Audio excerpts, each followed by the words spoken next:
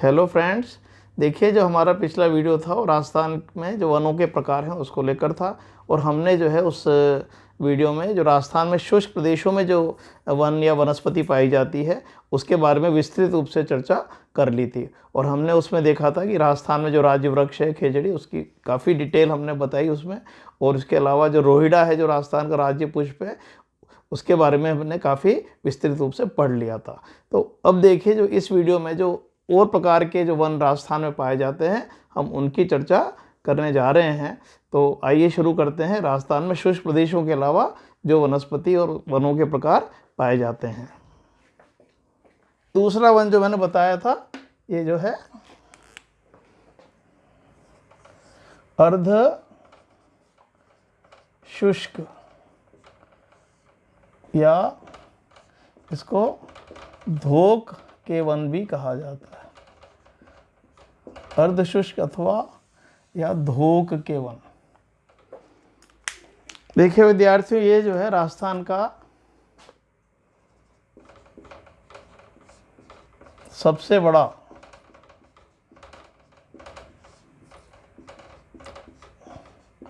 One प्रदेश माना जाता है। इसका जो विस्तार है या इसका जो क्षेत्रफल है वो राजस्थान के 58.11% भाग पर है। तो आप देख सकते हैं कि 100% में से केवल 18.11% भाग पर यह अर्धशुष्क वनस्पति जो है पाई जाती है। इसका जो प्रमुख वृक्ष है विद्यार्थियों वो है धोकड़ा।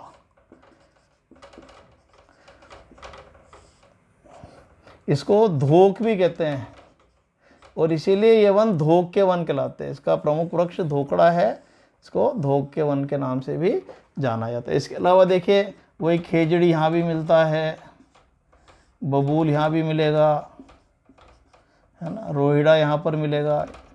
देखिए सब मिले जुले रूप में। कीकर है, बेर है ना, कुम्मट है। ये प्रमुख वृक्ष यहाँ पर पाए जाते हैं, पर सबसे फेमस धोकड़ा है। और जो देखिए राजस्थान में धोकड़ा जो है सबसे बड़ा वन क्षेत्र है। इसको मोटे रूप से 60% अगर राउंड अबाउट कर दें तो राजस्थान में सबसे ज़्यादा वन किसके हैं आपसे पूछे तो धोकड़ा के। और इसके बाद देखिए मैं ये इसका भाग नहीं है पर मैं केवल साथ यहाँ लिख रहा हूँ। सेकंड वन जो है वो सागवान के हैं, जो ये इधर शुष्क सागवान वाला क्षेत्र है जो 12% के करीब है। और इसके बाद तीसरा है सालर वन। तो ये आपको ध्यान रखना है कि राजस्थान में सबसे ज़्यादा वन धोकड़ा के हैं, फिर सागवान के हैं, फिर सालर वन। ये सागवान सालर तो पतझड़ के वन है और जो धोकड़ा है वो अर्धशुष्क क्षेत्रों का वन है। धोकड़ा जो है, धोकड़े का वैज्ञानिक जो नाम है वह एनोजिस, आजकल क्या वैज्ञानिक नाम पूछ लेते हैं, पंडुला।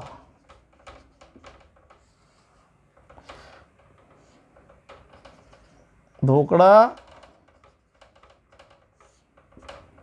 अरावली पर्वत की प्रमुख वन निधि है। आपसे पूछे कि अरावली पर्वत पर कौन सा वृक्ष पाया जाता है तो धोकड़ा का वन। धोकड़ा वन जो है अरावली पर्वत का प्रमुख वृक्ष है, उसकी प्रमुख निधि मानी जाती है। वैज्ञानिक नाम क्या हो गया विद्यार्थियों, एनोजिस पंडुला।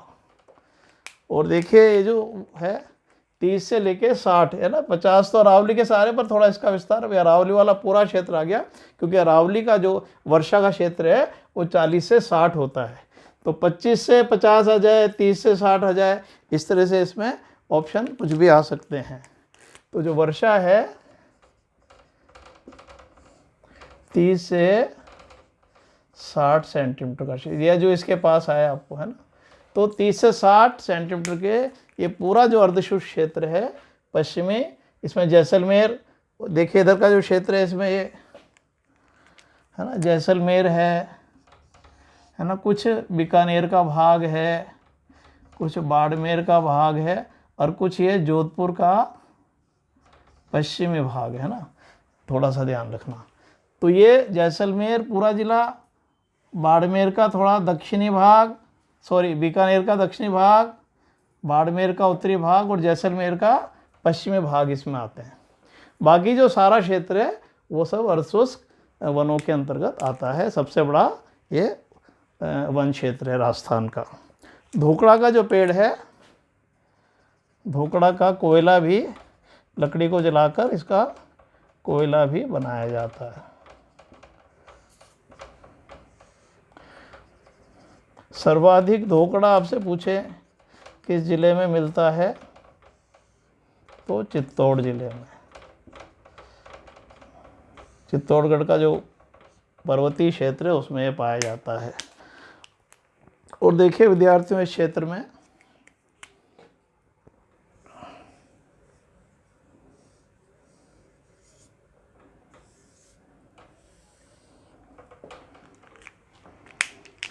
ये जो है इधर बाड़मेर है, यहाँ पर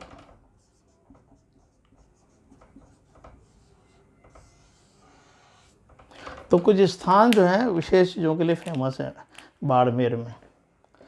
देखिए एक है बाड़मेर में, एक जगह है चोहटन, गोंद उत्पादन के लिए प्रसिद्ध है। पूरे भारत में जो बाड़मेर का चोहटन है वो गोंद उत्पादन के लिए प्रसिद्ध है। यहाँ पर एक जगह है सिवाना, सिवाना के आसपास कुमट के पेड़ बहुत पाए जाते हैं, कुमट के लिए फेमस है।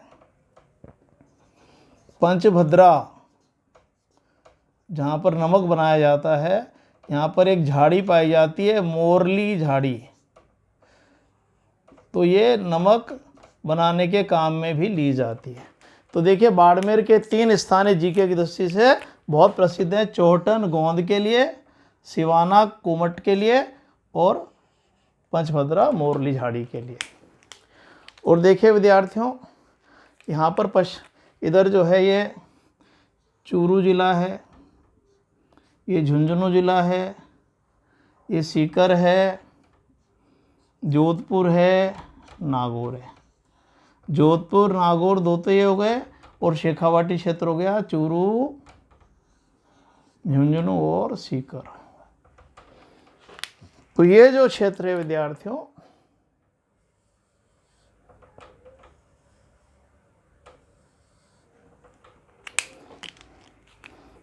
घास के मैदान के लिए प्रसिद्ध है। यहाँ जगह जगह घास के मैदान पाए जाते हैं, बिखरे हुए हैं, और ये चारागाह के रूप में काम आते हैं, और स्थानीय भाषा में इनको बीड़ कहा जाता है। तो आपसे पूछेगा कि बीड़ किसको कहते हैं? घास के मैदान को। जो शेखावाटी क्षेत्र में जोधपुर, नागौर और इधर का कोई और ज़िले आ जाएं तो उसमें पाए जाते हैं। तो ये अर्धशुष्क वनस्पति के अंतर्गत आता है। और देखिए अर्धशुष्क वनस्पति को स्टेपी वनस्पति के नाम से भी जाना जाता है। तो आपको याद है कोपन का जलवायु वर्गीकरण में जो इसने जो है इस क्षेत्र के लिए, जो आप देखिए यहाँ पर तो उसने दिया BWHW प्रकार की जलवायु, और यहाँ दिया BSHW, है ना, याद है आपको? तो एस का मतलब मैंने बताया था स्टेपी तुल्य। तो अर्धशुष्क जो वनस्पति है उसमें स्टेपी तुल्य वनस्पति भी आती है, जिसमें बिखरे हुए पेड़ हैं और घास के मैदान भी पाए जाते हैं। तो जो अर्धशुष्क या धूप के वन का क्षेत्र है, स्टेपी वनस्पति का क्षेत्र भी कहलाता है। तो देखिए इसको रिवाइज करा दो। तो 30 से 60 सेंटीमीटर का क्षेत्र सारा इसके अंतर्गत आता है। सबसे बड़ा वन क्षेत्र है, 58.11% भाग पर फैला है। यहाँ वर्षा 30 से 60, प्रमुख वृक्ष धोकड़ा है ना।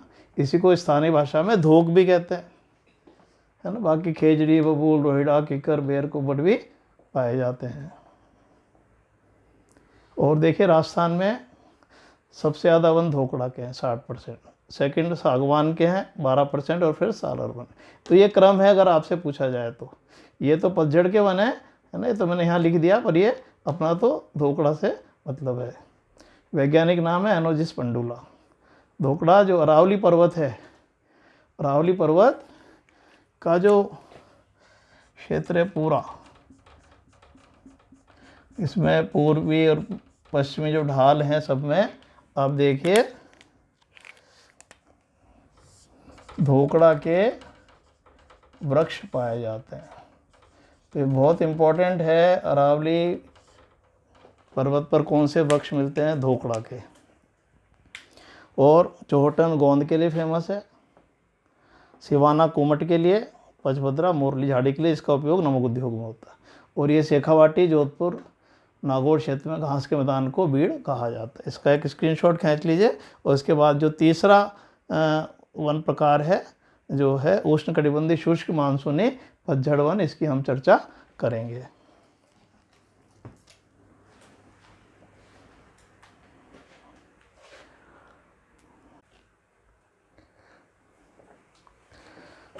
देखिए विद्यार्थियों, जो नेक्स्ट हमारा वन प्रदेश है, अब हम उसकी चर्चा करते हैं। ये भी बहुत इम्पोर्टेंट है और इसमें कई ऐसे वृक्ष हैं जिसको लेके प्रश्न पूछे जाते हैं।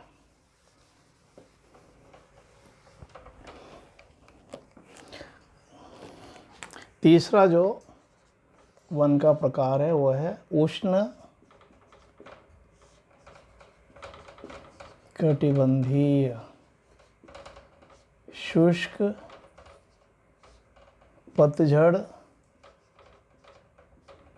है ना, ये वाला शुष्क पतझड़ मानसूनी, है ना,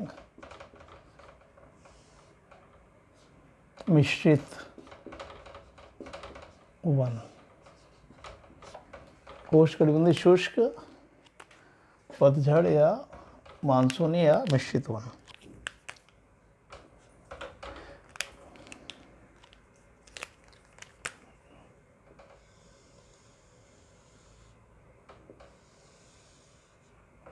तो ये वन देखिए विद्यार्थियों,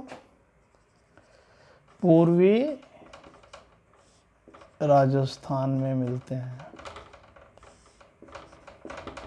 है ना। आप देख रहे हैं पूरा राजस्थान, पूर्वी राजस्थान का क्षेत्र है। इस क्षेत्र में जो वर्षा है 50 से 80 सेंटीमीटर, 50 से 80 सेंटीमीटर वर्षा वाले क्षेत्रों में मिलते हैं। इनकी जो प्रमुख विशेषता है, गर्मियों के मौसम में, गर्मियों के मौसम में पतझड़ का होना, ये इसके प्रमुख विशेषता है कि इसमें पतझड़ होता है, ये विशेष बात है। और ये मार्च अप्रैल के समय होता है। और देखिए विद्यार्थियों, यहाँ जो है कौन कौन सी वनस्पति मिलती है, देखिए पलास या ढाक, सालर,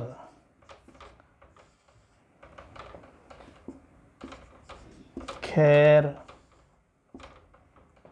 बांस,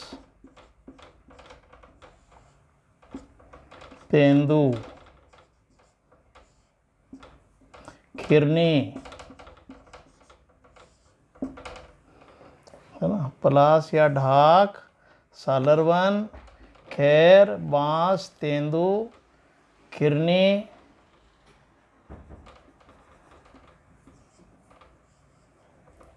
और देखिए खसकी घास,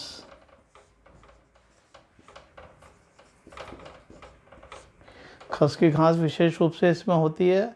और देखिए अर्जुन के वृक्ष, और आम है, जामुन है ना, इस तरह के, नीम है, ये तो इसमें खूब मिलता ही है। तो खसकी घास, अर्जुन के वृक्ष, आम, जामुन, नीम आदि। तो देखिए इनमें जो इम्पोर्टेंट है वो है पलास के वन, या इसे ढाक के वन भी कहते हैं। सालर वन बहुत इंपॉर्टेंट है। खैर, तेंदू,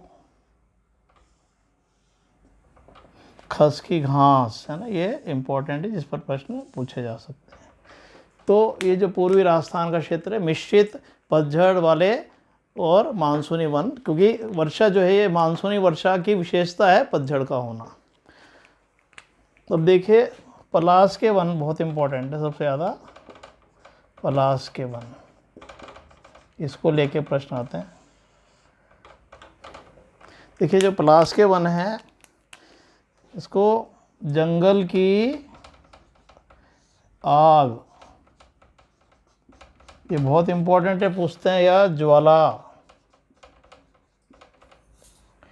जंगल की आग या जंगल की ज्वाला किसे कहते हैं? इंग्लिश में बोलते हैं flame of the forest, flame of the forest. और इसको देखिए, फागुन का पावना, फागुन का पावना भी कहते हैं। और इनको किंशुक, किंशुक वन के नाम से भी जाना जाता है। इसको अग्नि शिखा भी कहा जाता है ना, कई इसके अन्य नाम भी हैं। और इसका जो देखिए वैज्ञानिक नाम आपसे पूछ सकते हैं, कई बार आ चुका है ये,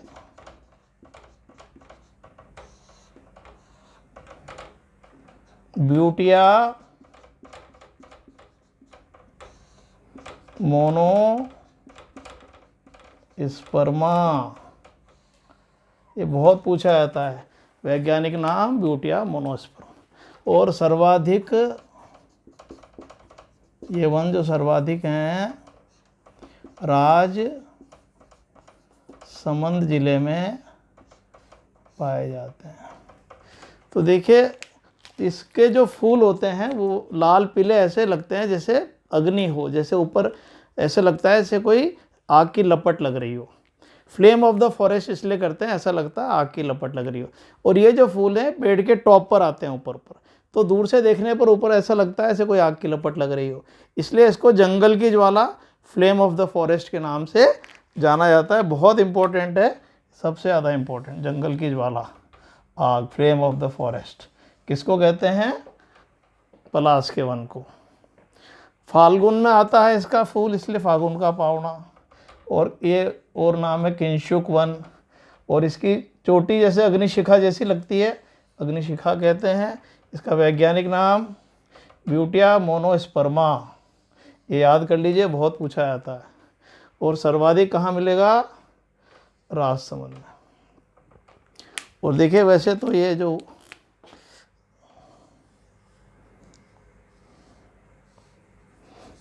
वृक्ष अरावली के सारे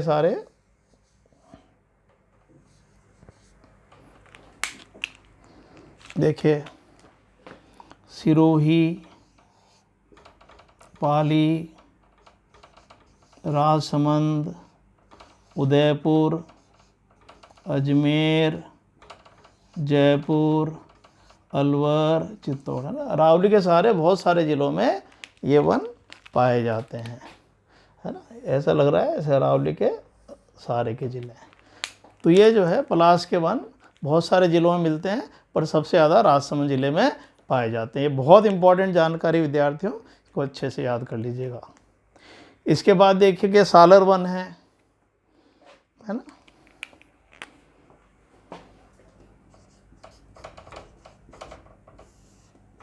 सालवर वन इसलिए कहते हैं क्योंकि इसमें साल का वृक्ष होता है, साल का वृक्ष होने से इसे सालर वन कहा जाता है। ये वन जो है अरावली में 450 मीटर की ऊंचाई पर मिलते हैं। और इसकी लकड़ी का उपयोग पैकिंग के लिए किया जाता है। पैकिंग का जो सामान बनाया जाता है उसमें इसका उपयोग किया जाता है।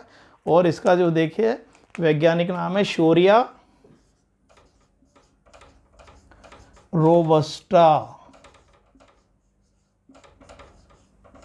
ये इसका वैज्ञानिक नाम है।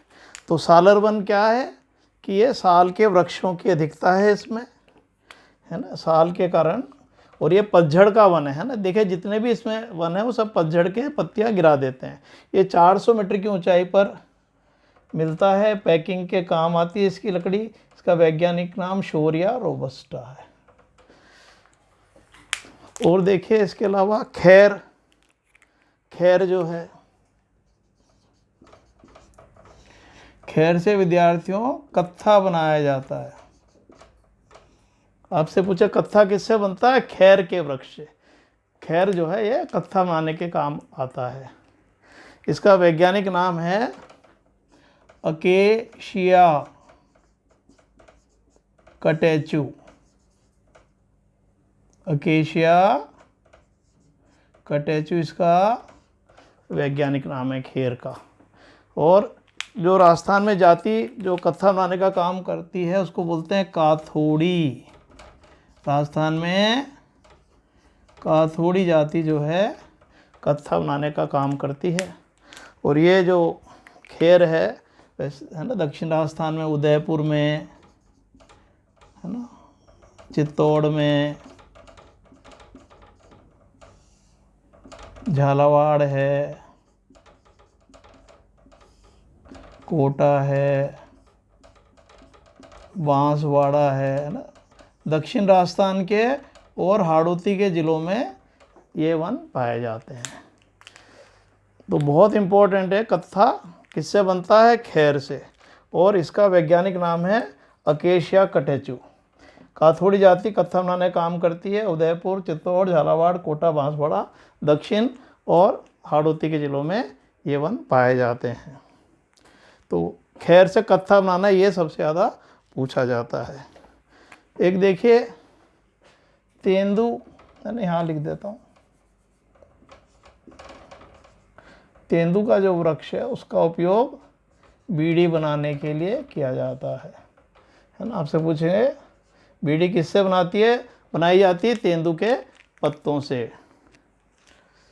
इसका जो वैज्ञानिक नाम है, इसको देखिए, तेंदू को टिमरू भी कहते हैं। और इसका वैज्ञानिक नाम है डाईपाइरस मेलेनोजाइलोन।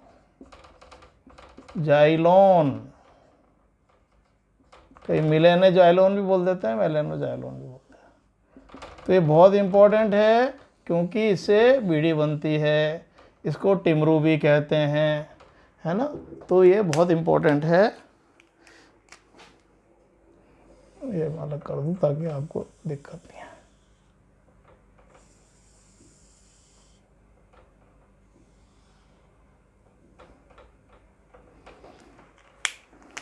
तो देखिए पलास हो गया, ढाक हो गया, सालरवन, खैर हो गए, तेंदू हो गए। खसकी घास, है ना। खसकी घास देखिए विद्यार्थियों,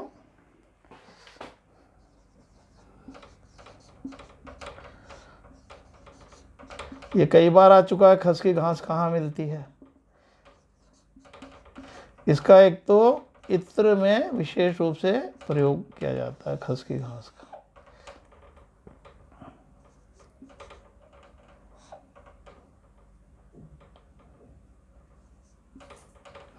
और ये राजस्थान के देखियो 3 जिलों में मिलती है।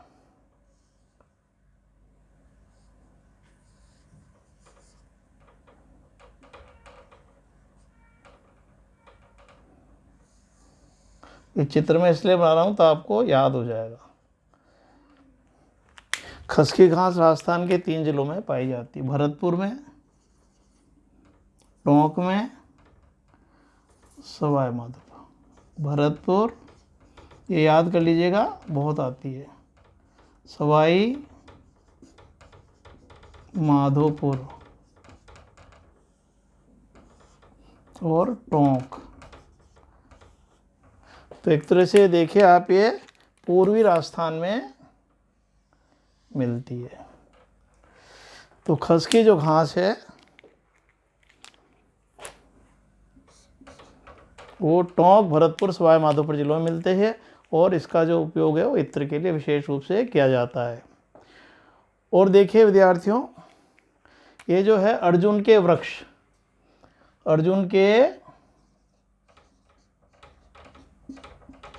वृक्ष का उपयोग रेशम कीट पालन के लिए किया जाता है, भी कई बार आ चुका।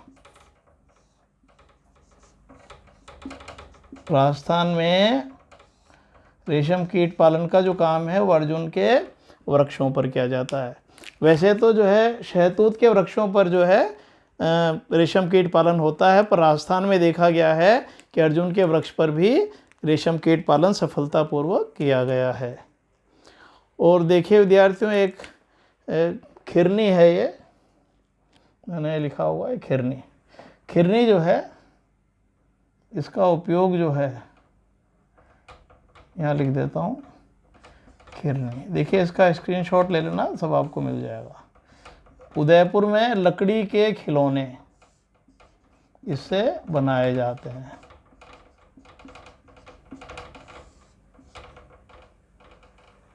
खिरनी से लकड़ी के खिलौने।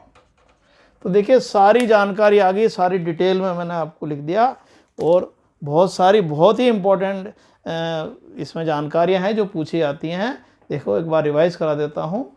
यह अरावली के पूर्वी भाग में उष्ण कटिबंधीय शुष्क मानसूनी पतझड़ मिश्रित वन पाए जाते हैं, है ना, या पूर्वी राजस्थान कह सकते हैं। वर्षा आपसे पूछे तो 50 से 80 सेंटीमीटर। और देखिए ये जो वन है राजस्थान में 28.38% भाग पर मिलते हैं, है ना, 28.38% भाग पर मिलते हैं, पूर्वी राजस्थान में मिलते हैं। वर्षा 50 से 80 होती है। इसकी विशेषता है कि ये वृक्ष गर्मियों में अपना, इसमें पतझड़ होता है, अपनी पत्तियां गिरा देते हैं। देखिए क्या होता है विद्यार्थियों, जब जून में गर्मी बहुत आती है तो वाष्पीकरण बहुत होता है। तो यदि वृक्ष पर जो पत्तियां होंगी तो वाष्पीकरण पत्तियों से होता है, तो उससे सारा पेड़ जो है नष्ट हो जाएगा। इसलिए वृक्ष को बचाने के लिए वो अपनी पत्तियां गिरा देते हैं। इसको पतझड़ कहा जाता है।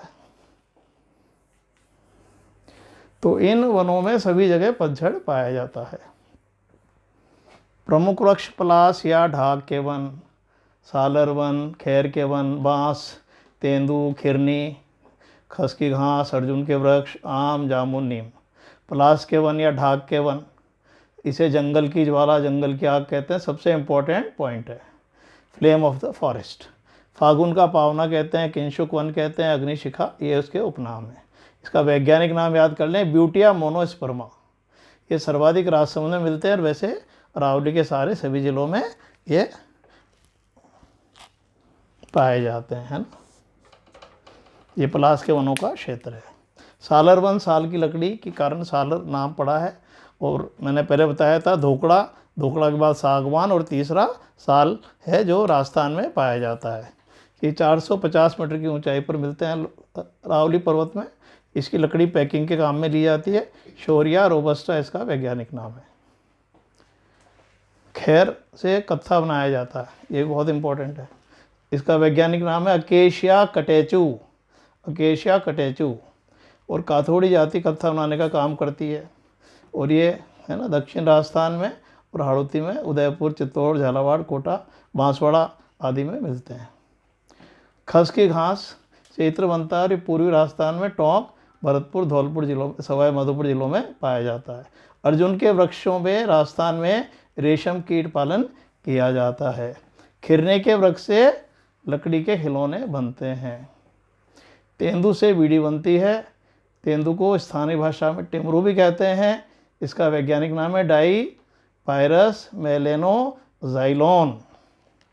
और ये राजस्थान में 28.38% भाग पर पाए जाते हैं। इसका स्क्रीनशॉट खींच लीजिए।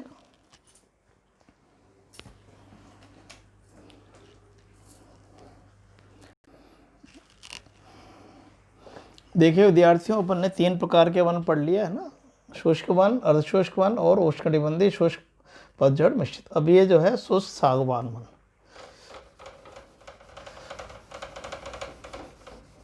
देखिए इतनी जानकारी मैंने आपको दे दी है, तो आपको जो है बहुत कम आपको जो है आपको किताबें की पढ़ने की ज़रूरत नहीं पड़ेगी, सारी जानकारी इसी में मिल जाएगी।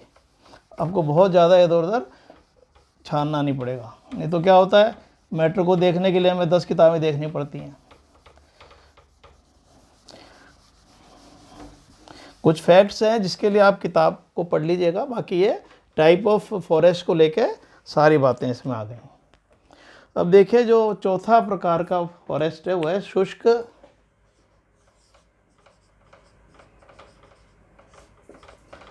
सागवान वन।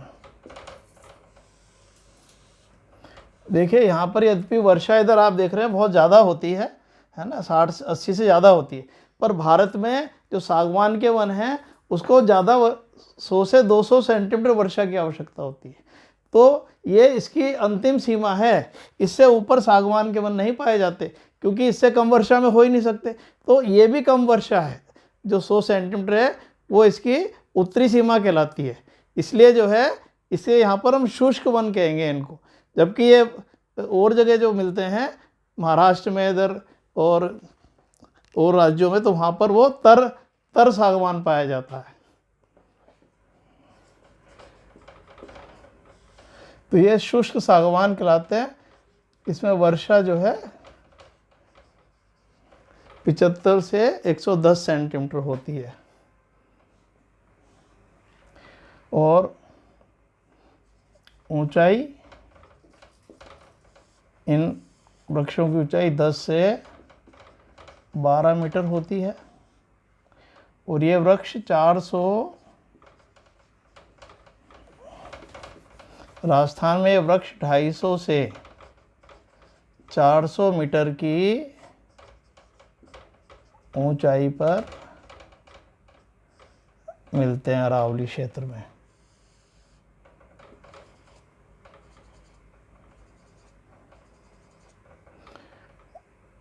इंग्लिश में इसको टीक कहते हैं, अंग्रेजी में सागवान का नाम है टीक। राजस्थान में सागवान के वनों की यह भारत में सबसे उत्तरी सीमा मानी जाती है ना। इसके उत्तर में सागवान के वन नहीं होते।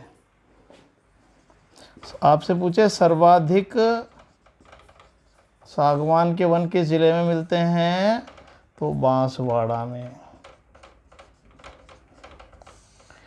राजस्थान में सबसे ज़्यादा सागवान के वन बांसवाड़ा जिले में पाए जाते हैं। सागवान के वनों को कहाँ संरक्षण दिया गया है ना, तो सीता माता जो अभयारण्य है, सीता माता अभयारण्य प्रतापगढ़ में इनके वनों को संरक्षण दिया जाता है। और देखिए सागवान के वनों से बहुत अच्छे फर्नीचर बनाए जाते हैं, ये फर्नीचर बनाने के काम में ली जाती है। तो देखिए ये सबसे सारी बातें इसमें आ गई कि सागवान के वन के लिए वर्षा कितनी है, 75 से 110 सेंटीमीटर। ये 10 से 12 मीटर की ऊंचाई तक इसका वृक्ष पाया जाता है। ये 250 से 400 मीटर की ऊंचाई पर होते हैं। अंग्रेजी में इसको टीक कहते हैं। राजस्थान में सागवान के वनों की ये सीमा भारत में सबसे उत्तरी सीमा मानी जाती है। सर्वाधिक सागवान के वन राजस्थान में कहाँ मिलते हैं, बांसवाड़ा में। सागवान के वनों को संरक्षण कहाँ दिया गया है, सीता माता अभयारण्य में, और इसके फर्नीचर बनाए जाते हैं। इसमें कोई इसके देखिए इसके साथ जो है अन्य वृक्ष भी पाए जाते हैं। वैसे तो सागवान तो है ही, सागवान के साथ साथ देखो धोकड़ा भी मिलेगा, है ना, बांस भी मिलता है, महुआ भी बहुतायतता से पाया जाता है। तो सागवान के साथ ये वृक्ष भी पाए जाते हैं। इसमें देखिए महुआ भी बहुत इम्पोर्टेंट है।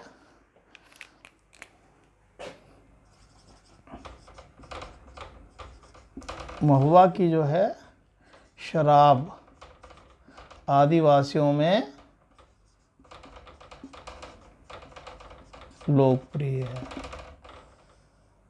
है ना। महुआ की जो शराब है किसमें लोकप्रिय है? आदिवासियों में। इसका वैज्ञानिक नाम है मधु का लोंगो फोलिया। मधुगा लोंगोफोलिया इसका वैज्ञानिक नाम है और इसे आदिवासियों का कल्प वृक्ष भी कहा जाता है। तो सागवान के साथ साथ इन क्षेत्रों में ये महुआ के पेड़ भी पाए जाते हैं। आदिवासियों में इसकी शराब लोकप्रिय है। मधुका लोंगोफोलिया इसका वैज्ञानिक नाम है और आदिवासियों का आपसे पूछे कल्पवृक्ष किसको कहते हैं तो महुआ को कहते हैं। तो ये देखिए, इससे ज़्यादा और कोई जानकारी इसमें नहीं है। अब और ये जो है राजस्थान में आ जाए कितने प्रतिशत भाग पर मिलते हैं? 6.86%। राजस्थान में वन 6.86% वन पर क्षेत्र पर पाए जाते हैं। देखिए अब जो पांचवा है ये माउंट आबू वाला, यहीं लिख देता हूँ, ये यहाँ लिख देता हूँ।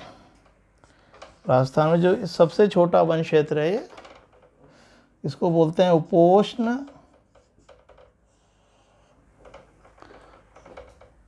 कटिबंधीय सदा बहार वन। देखिए राजस्थान में जो सदाबहार वन हैं वो केवल माउंट आबू क्षेत्र में ही पाए जाते हैं। उपोष्ण कटिबंधीय सदाबहार वन है ना, वही कहाँ मिल रहे हैं? माउंट आबू में।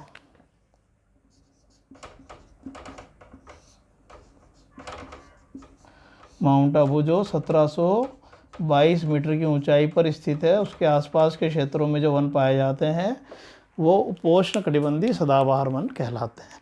सदाबहार इसलिए कहते हैं विद्यार्थियों कि इसमें क्या होता है कि पेड़ों में एक प्रकार की प्रतियोगिता पाई जाती है ना। पेड़ हो जाते हैं बहुत बड़े बड़े, है ना। तो अब क्या है, इनको जो बड़े पेड़ हैं इनको तो प्रकाश मिल जाता है, घने होते हैं ये, है ना। इसके नीचे जो छोटे होते हैं उनको सूर्य का प्रकाश नहीं मिलता। तो फिर ये प्रतियोगिता में इनसे आगे बढ़ जाते हैं, है ना। तो इस तरह से इन वृक्षों में एक प्रतियोगिता पाई जाती है ऊपर बढ़ने की, तो फिर ये एक पट्टी आ जाती है। तो इस तरह से इनमें जो है एक छोटे बड़े सब तरह के पेड़ में एक प्रकार की छोटे छोटे जो होते हैं, तो वो देखिए छोटे जो पेड़ हैं वो बड़े पेड़ से आगे बढ़ने की कोशिश करते हैं और इस प्रतियोगिता में हमेशा हरे रहते हैं सूर्य का प्रकाश पाने के लिए। और ये बहुत ही डेंस होते हैं ये वन, घने होते हैं, तभी तो इनके सूर्य का प्रकाश नीचे नहीं पहुंच पाता। और देखिए माउंट आबू में जो वर्षा है वो 150 सेंटीमीटर होती है। इसलिए सदाबहार वन कहाँ मिलेंगे? जहाँ वर्षा ज़्यादा होगी। तो वर्षा ज़्यादा कहाँ हो रही है? माउंट आबू में। तो इनमें एक प्रकार की प्रतियोगिता पाई जाती है जिसके कारण ये हमेशा हरे रहते हैं। इन वनों में देखिए यहाँ क्या क्या मिलता है। देखिए अंबर तरी, है ना। रोहिड़ा, देखिए रोहिड़ा शुष्क क्षेत्र का पर यहाँ भी मिलता है। जामुन, सिरस, बांस, है ना।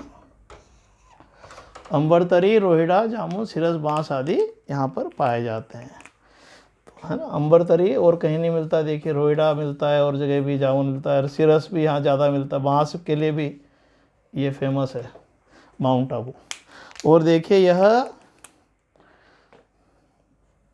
राजस्थान का सबसे छोटा वन प्रदेश है, पांचों में सबसे छोटा वन प्रदेश है। इसका जो क्षेत्र है राजस्थान में, ये 0.39% भाग पर पाया जाता है। ये वन राजस्थान में केवल 0.39% भाग पर ही मिलते हैं, है ना। तो देखिए मैंने सब प्रकार के वन बता दिए। माउंट आबू सबसे छोटा वन क्षेत्र है ये राजस्थान का।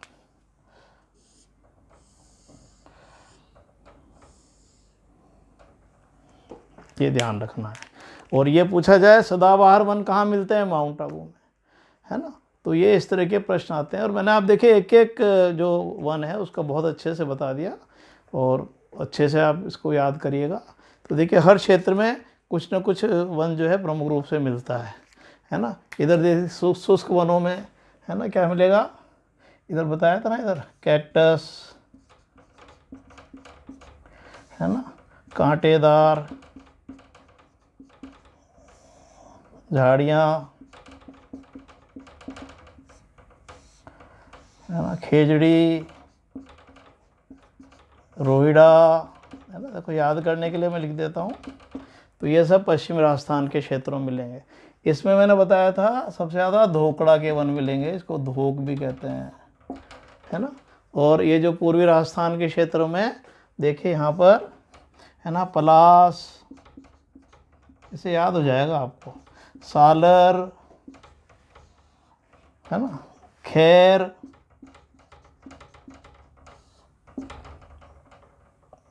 तेंदू, खस, सालर, सालर आ गया ना। तो पलास मिलेगा, खैर मिलेगा, तेंदू मिलेगा, सालर वन मिलेंगे, खस मिलेगा, अर्जुन के वृक्ष मिलेंगे, है ना। सागवान क्षेत्रों में सागवान प्रमुख रूप से मिलेगा। तो देखिए मैंने बहुत अच्छा है मैप बना दिया और लगभग सभी चीज़ें इसमें लिख रखी हैं। इसका एक स्क्रीनशॉट खींच लीजिए।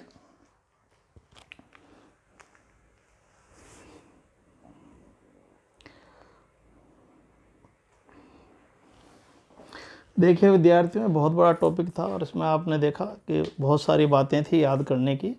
और जनरल नॉलेज में आपको देखिए बहुत सारी बातें याद करनी होती हैं।